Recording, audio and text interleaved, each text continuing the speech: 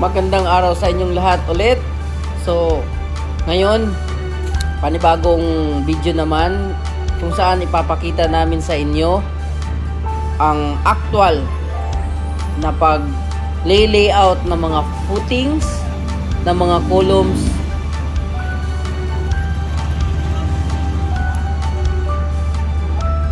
Diyan makikita nyo, bali nilalagyan na namin yung footings.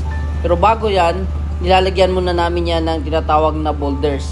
So yung boulders na yan, yan yung ilalagay namin pag nakuha na namin yung measurement ng height ng from the grid line doon sa lalim ng hukay.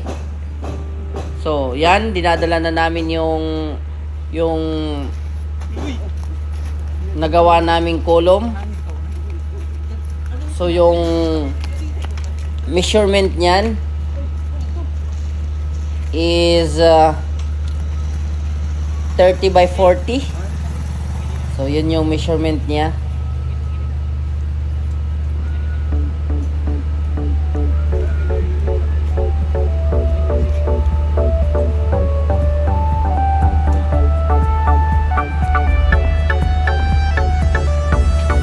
So ganyan, yung foreman ko yun talaga yung namumuna sa na maglagay sa ilalim, kasi later on i-measure din yan kung vertically upright talaga siya at saka kung align siya doon sa ating battleborд.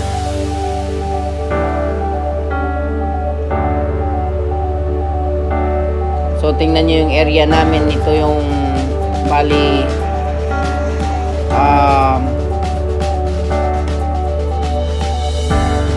first phase na aming building. So yan lang muna yung trabahuin namin.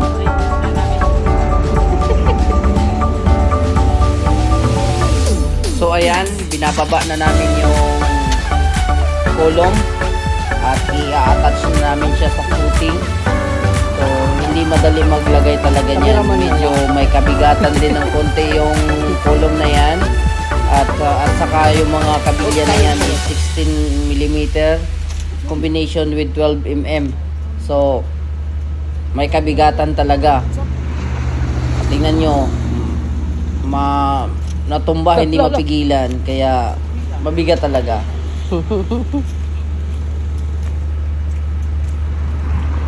Yan, bali ang tawag dyan is center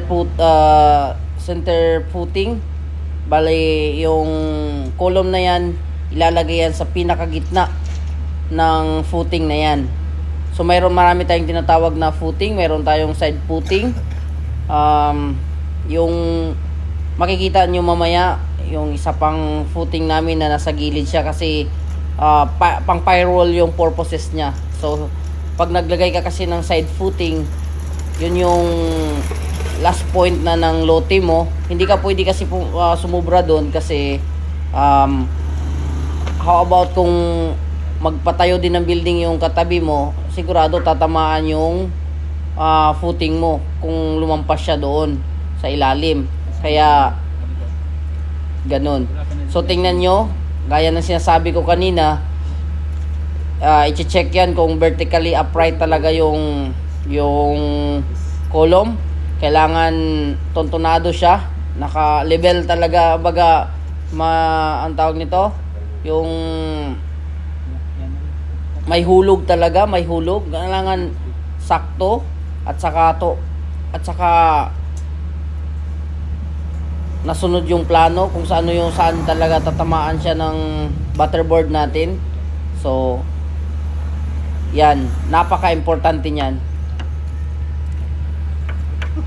Pagkatapos ng hulog, pagkatapos mahulugan yan at siguradong na measure na, correct na yung distance niya at saka sakto na yung posisyon, yun, iba-bracket na yun para hindi na gumalaw. Lagyan ng mga kalso kung kailangan, i-lock yung mga corner niya para stable siya, para pagbuhos niyan later on, hindi na gumalaw. Napaka-important niyan. Naku, pagka gumalaw yan during buhos, ang hirap kasi magtutuntun ka na naman ulit. Kaya as much as possible, kailangan sigurado. Yun, bali kabilang poste na naman yung nilalagay namin. Yung ibang poste din namin nakuna ng video kasi medyo nabisi kami ng konti. Kung makikita nyo, yung iba nakalagay na mga poste. So ang tawag ng poste na yan is, sa English ay tinatawag yung column. So yun yung panlast na poste na ilalagay namin. Yung iba, yan nakalock na yan. May bali yan yung sinasabi kong side footing. Wala siya sa gitna ng bali yung column nasa gilid na siya ng pader namin. Yun yung maximum na limit ng lote namin. So anyhow, mayroon pa namang konting allowance yan kasi hindi naman namin sinasagad talaga. So yung tinatayo namin dyan is nasa center yan.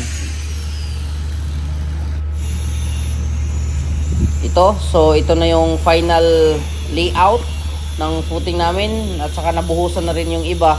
At kasi na-basic talaga kami, hindi namin na videohan na yung iba. Bali nung nakaraan nabuhusan na yan.